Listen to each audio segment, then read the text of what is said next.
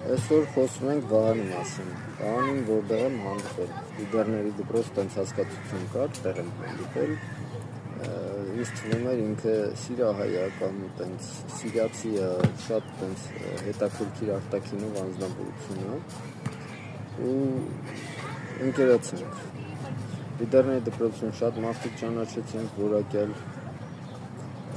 բայց Վահանի հետ ընկերացանք։ Վահանի հետ արդեն քանի տարի է, 11 թվից երևի թե 10 թվից 2000, արդեն 10 քանի տարի է ընկերական հարաբերությունները։ Վահանի հետ ամենահետաքրքիր դեպքը այն էր, որ մեր զանգեցի ասի Վահան ջան, ոտս ոնց որ ինչ-որ բան է ծակվել, կարող է հասկանաս ինչից է ծակվել, կանգնել էի վարություն էի անում, տակից սակեց, տենց միտեթե, տեսել բանտեր չդրեցի, ոտս բարձացի, տեսնում մի փոքր ավիշ է ծեքել, ասեց ոնց որ կարիճ է գծել, ասում ոնց կարիճ է, ասեց ինչքան շուտ կարաս արի,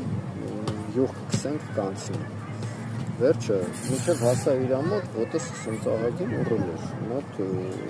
կրկնապատիկ տրամագիծ էր դարը,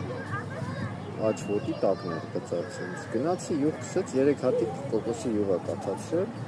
սառը զտվածքի ու տենց այդ ամեն ինչը տարածել եմ ոտի վրա, տակ եղանակ էր, հեշտ տարածվեց ու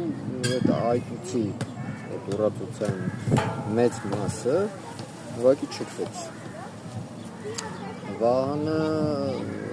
շատ հետաքրքիր ասում եմ ձեզ, անցյալի մասին չեմ ուզում հիմա եմ պատմեմ, արևելագետ լինելով արաբական աղբյուրներ է կարդում, ասենք Ավիցեննա բանում, ասենց գրքեր է կարդում, շատ զարգացած, շատ ֆանտաստիկ անձնավորություն է, շատ ընտիր խոհարարական ձեռք ունի, ու յուրաքանչյուր սարքած սալատ անպայման մեջը տենց հատուկ ինգրեդիենտ կա, համեմում կա սերակցություն, հնարավոր չի այդ քիչ սալատը ուտել և չկշտանալ, շատ սալատ, քիչ սալատով կարես կշտանաս այդ ինգրեդիենտը։ Թարմ տեղեկությունն է, որ շատ հետաքրքիր փորձառություն է, ու այսօր խոսում էի հետ, սոյե մսի մասին է խոսքը, որ էլի Վահանն ասեց, սա խոսում է Վահանի կամեցողության մասին։ Վահանը ինչ-որ ունի իր մեջ, ինքը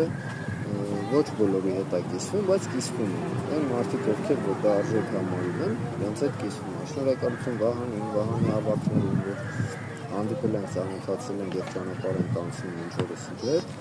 Ահագին մարդիկ օգուտ են քաղել, էլ թեպ, էլ սեբորեյա, հազար ու մի հարցեր և յուղերով լուծվում են։ Մի խոսքով Վահան, հետո ուրիշ է։